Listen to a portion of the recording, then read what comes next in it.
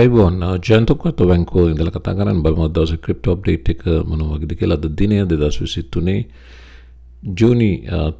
ජූනි මාසයේ අවසාන දිනය, අවුරුද්දෙත් පළවෙනි අර්ධයේ 2023 අවසාන දිනය, වගේම 2023 දෙවෙනි කාර්තුවේ අවසාන දිනය. ඉතින් අද විශේෂිත දවසක්. ඒ වගේම අද සිකුරාදා දවස සහ මේ සතියාන්තය සමහර රටවල්ට විශේෂයෙන්ම මේ පැත්තේ ඊස්ටර්න් රටවල්ට විශේෂිත දිනයක් වෙනවා. වගේම ලොංග වීකෙන්ඩ් එකක් වෙනවා. කැනඩාවෙත් ඉරිදා දවස කැනඩා ඩේ විදිහට හඳුන්වන සුවිශේෂී නිවාඩු දිනයක්.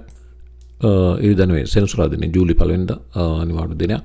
ඉතින් ඒ වගේ විශේෂ සතියක් මේ නිසාවෙන්ම ස්ටොක් මාකට්ස් කොහොමද වීකෙන්ඩ් එකේ වහලා ක්‍රිප්ටෝ පැත්තට අවධානය යොමු වීමේ වැඩි ප්‍රවණතාවයක් තියෙනවා. ගොඩක් දෙනා නිවාඩු ගත කරන නිසා ඒ නිසා විශේෂ අවධානයක් යොමු කරන්න. ක්‍රිප්ටෝ already excited ලෝකේ පුරා ගොඩක් තොරතුරු දවසෙත් එකතු කරගෙන තියෙනවා. අත් එක ෂෙයා කරන්න. විශේෂ තොරතුරු අලුතෙන් ක්‍රිප්ටෝ සම්බන්ධ අලුත්ම තොරතුරු දැන් මේක එවැනි තොරතුරක් ඊ දවසේ UK passes bill into law recognizing Bitcoin and crypto as regulated financial activity. අනිත් පැත්තට ඇමරිකාව මේවට regulations දාන අතරේ ක්‍රිප්ටෝ වලට තියෙන on ramp services block කරන අතරේ බැංකු use කරලා බ්‍රිතාන්‍යය මේ වෙනකොට ඒගොල්ලන්ගේ පාර්ලිමේන්තුවෙන් පනත සම්මත කරගෙන, ඒකට කියන්නේ financial services and markets bill එක පනත සම්මත කරගෙන මේක නීතියක් බවට පත් වෙන්නේ රජු අත්සන් කිරීමෙන් පස්සේ. මෙතන කියන the United Kingdom has given a royal asset කියලා දින මෙතන asset නෙමෙයි, මේක ascent වෙන්න ඕන. asset කියන්නේ අපි දන්නවා asset එක, ascent කියන්නේ රජුගේ අනුමැතිය කියන එක. පතර වලට වර්ධිනානේ.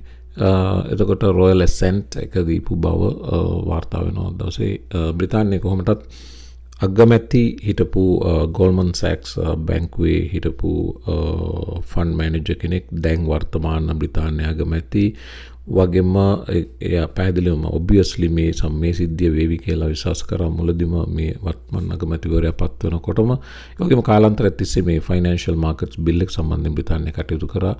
දැන් ඒකට අප්‍රූවල් එක ලැබිලා තියෙන බව සඳහන් වෙනවා. මේක බ්‍රිතාන්‍ය ග්ලෝබල් ක්‍රිප්ටෝ හබ් එකක් වෙන්න මුල ඉඳලම කටයුතු කරා. සිංගප්පූරු, හොංකොං එක ෆයිට් කරා, ඩුබායි එක ෆයිට් කරා. දැන් ඒකට අවශ්‍ය පරිසරය ඒගොල්ලෝ සකස් කරමින් තියෙනවා. මේක ක්‍රිප්ටෝ වලට ඕවරෝල් ජයග්‍රහණයක් බව පැහැදිලිව කිව යුතුයි. ඒ වගේම ඇමරිකාවේ SEC එකේ චෙයාර්මන් ගැරි ගින්ස්ලවර් රස්සාවෙන් දොට්ට දාන්න දැන් කාලය හරි බව US කොන්ග්‍රස්මන් කෙනෙක් වෙන වෝරන් ඩේවිඩ්සන් සඳහන් කළ බව සඳහන් වෙනවා. වගේම SEC සම්බන්ධයෙන් දැඩි විවේචන ලෝකේ වෙනත් රටවල් ක්‍රිප්ටෝ වලින් ලොකු ජයග්‍රහණ ගන්න අතරේ ඇමරිකාව ඇතුළත ක්‍රිප්ටෝ මාකට් එක ගැරි ගින්ස්ලර් විසින් නැත්තරම නැති කරලා දැම්ම කියන චෝදනාව.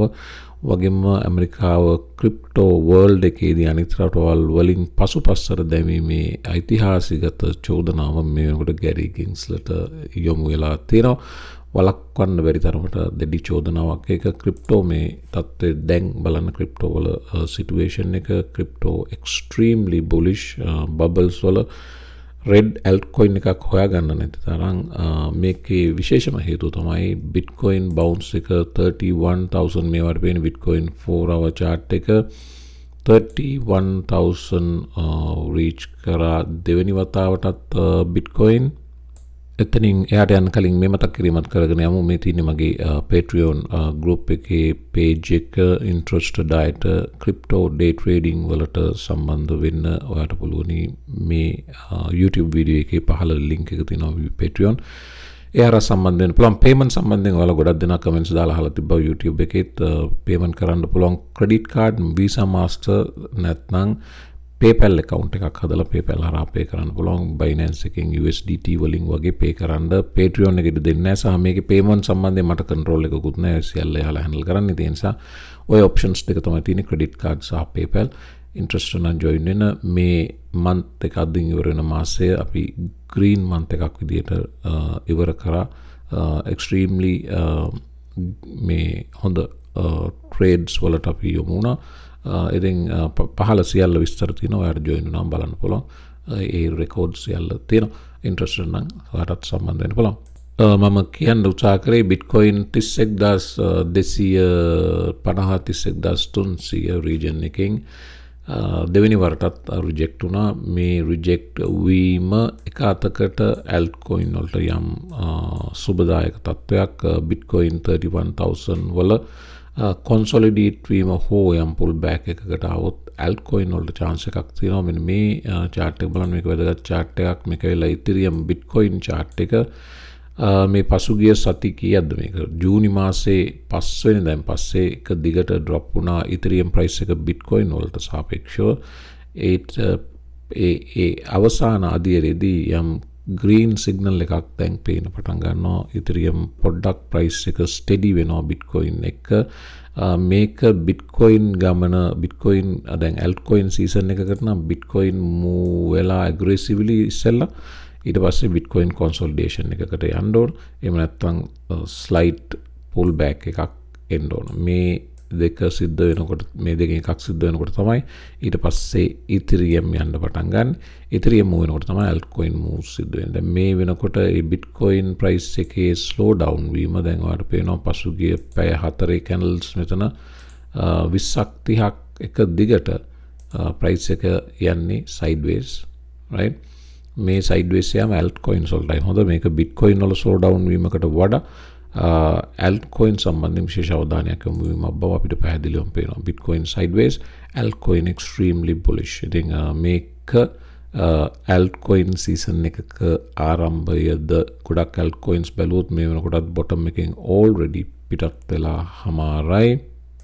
Litecoin chart එක වල මේ පේන්නේ daily Litecoin වගේ chart එකක් බැලුවොත් පැහැදිලිව අපිට පේනවා Litecoin price එක bounce වෙලා තිනවා bottom එකෙන් already. මෙතින්නේ Litecoin අද දවසේ මේ මොහොතේ move එක $84 ඉඳලා 104 දක්වා $20කින් move වෙලා තිනවා daily මෙයා. මේකට හේතුකුත් තියෙනවා. Litecoin මම කලින් පෙන්නුවේ මේක Litecoin ready to double in 200 in pre-halving rally.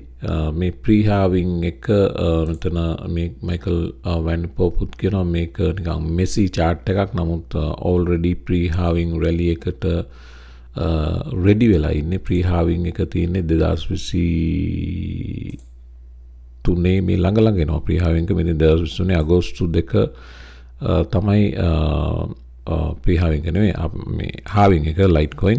එතකොට දැන් මේ සිද්ධ වෙන්නේ pre-halving move එක තමයි කියන එක තමයි මේ analyst ගේ මතය. already bottom එක $70න් මේනකොට 101.43 දක්වා move වෙලා තියෙනවා. weekly chart එක දිහා බැලුවොත් ඔයාට idea එකක් ගන්න පුළුවන්. මේ වගේ multi week level එකක් breakout එකට එන්න තමයි දැන් සූදානම තියෙන බව පේන්න තියෙනවා. මේ level එක extremely high resistance එකක්. ඒ නිසාම අවස්ථා ගණනාවක මේ level එක support වගේම අවස්ථා ගණනාවක මේ level එක fail වුණා. නැවතත් මේ level එක reach කරලා retry කරන බව පේනවා. ඒක සිවිතත් වර පේනවා දැන් ඉන්න තැනයි weekly chart එකේ previous high එකයි 413 ඉඳලා 70ට වැටලා තාම 101යි. මෙතන ඉඳලා 4 to 5x gain එකක් Litecoin වල පේනවා. මේක තවත් අලුත් නිවුස් එකක්. CME group එක කියන්නේ ලෝකේ ලොකුම derivatives exchange එක. ඒගොල්ලෝ අලුත් futures product එකක් එළියට දානවා එන මාසේ. ඒකේ නම Ethereum. ඒක මොනිටර් කරන්නේ Ethereum price එකයි Bitcoin price එකේ අනුපාතය.